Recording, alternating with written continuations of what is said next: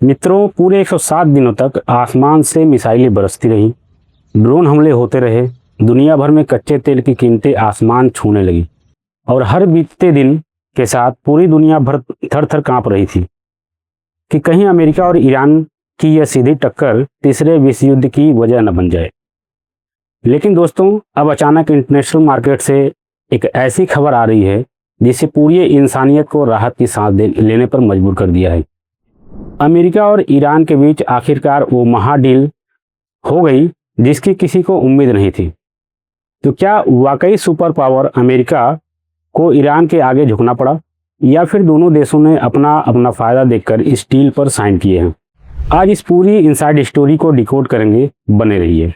भैया, पिछले कई महीनों से मिडिल ईस्ट का पूरा इलाका बारूद के ढेर पर बैठा था।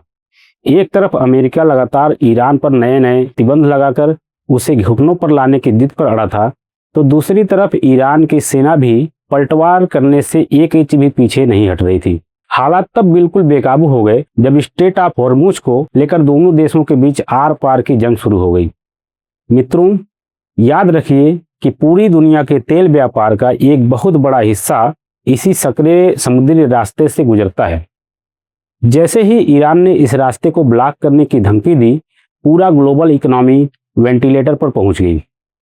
पेट्रोल डीजल के दाम बढ़ने लगे, शेयर बाजार औंधे मुंह गिर गए और कई देशों ने तो अपने नागरिकों को तुरंत वहां से भागने की एडवाइजरी तक जारी कर दी।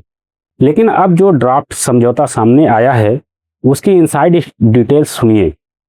इस ऐतिहासिक डील के तहत दोनों देशों ने पूरे 2 महीनों तक किसी भी तरह के बड़े सैन्य हमले की पूरी तरह रोकने पर सहमति जताई है। इसके साथ ही जिस स्टेट ऑफ हॉर्मुज को लेकर पूरी दुनिया डरी हुई थी, उसे फिर से नॉर्मल करने और जहाज़ों की आवाजाही को सुरक्षित खोलने पर बात बन गई है। यही वजह है कि जैसे ही इस डील की खबर लीक हुई, इंटरनेशनल मार्केट झूम उठा और तेल की कीमतों में भारी गिरावट देखने को मिली। अब बात करते हैं इस सीक्रेट समझौते के उन 4 सबसे बड़े पॉइंट्स की जिसे जानना आपके लिए बेहद जरूरी है। पहला पॉइंट, अगले 60 दिनों तक फुल स्केल सीज फायर रहेगा, यानी कोई किसी पर बारूद नहीं बरसाएगा। दूसरा पॉइंट, स्टेट ऑफ हॉर्मुज पूरी तरह से खुलेगा, जिससे दुनिया के 20% की तेल की सप्लाई लाइन फिर से बहाल हो जाएगी। तीसरा पॉइंट, अमेरिका अब ईरान के तेल निर्यात पर लगे कड़े प्रतिबंधों में ढील देगा और आने वाले दिनों में कोई नया बैन नहीं लगाएगा। चौथा और सबसे बड़ा मास्टर स्ट्रोक, अमेरिका द्वारा फ्रीज की गई ईरान की 25 अरब डॉलर की भारी भरकम संपत्ति को अब रिलीज यानी आज़ाद कर दिया जाएगा।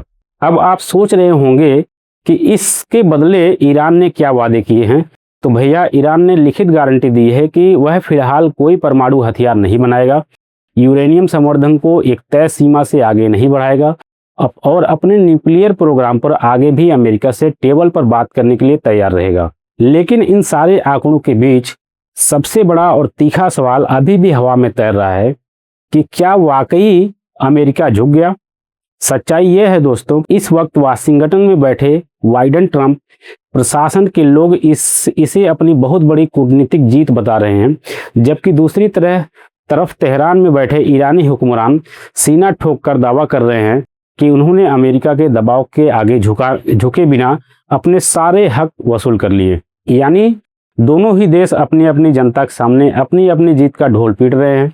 लेकिन खबरी परिंदे का साफ मानना है कि अगर इस डील की वजह से एक भयानक युद्ध टल जाता है, तेल बाजार शांत हो जाता है और महंगाई से त्रस्त दुनिया की थोड़ी राहत मिलती है, तो सबसे बड़ी और असली जीत किसी नेता की नहीं बल्कि इस दुनिया के आम लोगों की है। तो भैया, अब देखना यह होगा कि यह 60 दिनों की शांति कितने दिन तक टिक पाती है और क्या दोनों देश किसी परमानेंट शांति समझौते तक पहुंच पाते हैं या नहीं। आपको क्या लगता है, क्या अमेरिका को ईरान की जीत के आगे पीछे हटना पड़ा? यह दोनों देशों की एक सोची समझी राजनीतिक जीत है। कमेंट बॉक्स में अपना बेबाक राय जरूर ठोकिए। वीडियो पसंद आया हो तो लाइक और शेयर करना मत भूलना। हम हैं रईस खान, मिलते हैं अगली बड़ी खबर के साथ। जय हिंद।